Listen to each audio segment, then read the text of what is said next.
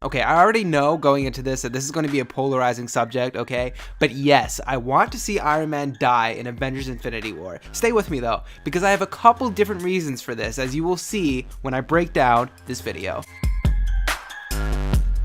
So my first segue into this argument is no other than my favorite superhero, Spider-Man. First of all, in the comics, Uncle Ben's death is what drives Peter to keep being Spider-Man. Spider-Man fucks up Peter Parker's life in so many ways. He struggles with getting and keeping his girlfriends because he's too busy. Peter, what is going on with you? I'm really sorry. I'm so busy. I'm slammed. He causes danger to those in his life when his villains find out his secret identity, and he's constantly just lying to people, which ends up damaging many of his close relationships with people that he truly cares about. For all these reasons, he constantly wants to give up being Spider-Man, but he always reminds himself of one thing: Uncle Ben. Peter learns that with great power comes great responsibility. No innocent bystander will be left to die indirectly by the hands of Peter Parker. Yet not once in Homecoming is Uncle Ben even mentioned. While we indirectly hear of Uncle Ben's origin in Civil War, he's not truly even referenced once in the Marvel Cinematic Universe. And I get it, the Uncle Ben storyline has been done before, and Homecoming tried to do everything completely different than the previous Spider-Man films. But what can they do now? If Uncle Ben plays such a critical role to Spider-Man, how can they get around this barrier? In other words, how can they truly establish an Uncle Ben type storyline without backtracking and develop some half-assed, much overdue Uncle Ben storyline? Well, they can kill Tony Stark. Okay, some slight spoilers coming up, so skip ahead about 30 seconds if you have not seen Spider-Man Homecoming. But remember when Spider-Man is crushed by the rubble and he starts screaming for help? He then remembers Tony's words: "If you're nothing without the suit, then you shouldn't have it." AKA another way of saying with great power comes great responsibility. Tony isn't Uncle Ben, and that's not what I'm saying.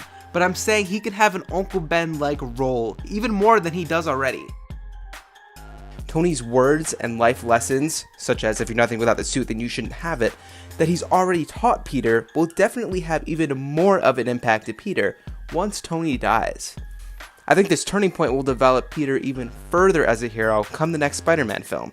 Plus, considering that Spider-Man is the first MCU movie coming out after the next two Avengers films, the transition of Tony's death could just work towards developing the next phase of the MCU so well. It would absolutely be sad though, so don't get me wrong. Plus, in the Avengers Infinity War trailer, we can already see that Iron Man and Spider-Man are in the same scene fighting against Thanos when they get their asses kicked. Perhaps shortly after this is where we see the death of Iron Man. Perhaps he sacrifices himself to save Spider-Man in this scene. And furthermore, Tony feels at least partially responsible for Civil War, right? And he definitely feels that Ultron was his fault. So it would be fitting to see an incredibly kind, selfless action from Iron Man to sacrifice himself to write off his character. I feel that Marvel will understand the kind of emotional impact that Iron Man's death will have on the entire franchise, and they will not hold back on this opportunity to truly pull at the heartstrings of fans. While granted this could have the opposite effect and drive die-hard Iron Man fans away from the series, I think that if they write off Tony in a respectful way, fans will not be mad at the decision, at least from a film writing standpoint.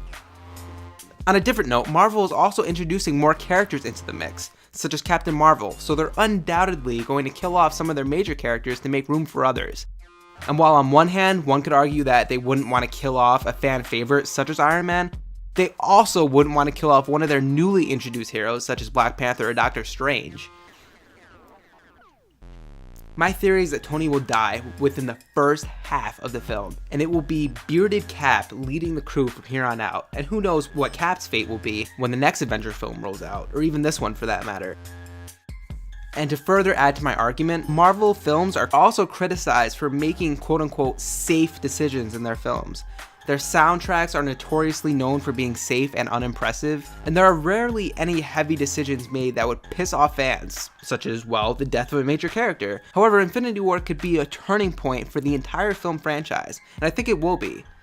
I will say this, Captain America Civil War was one of my favorite Marvel movies of all time, so I have full faith in the Russo brothers to lead us in the right direction to come Infinity War.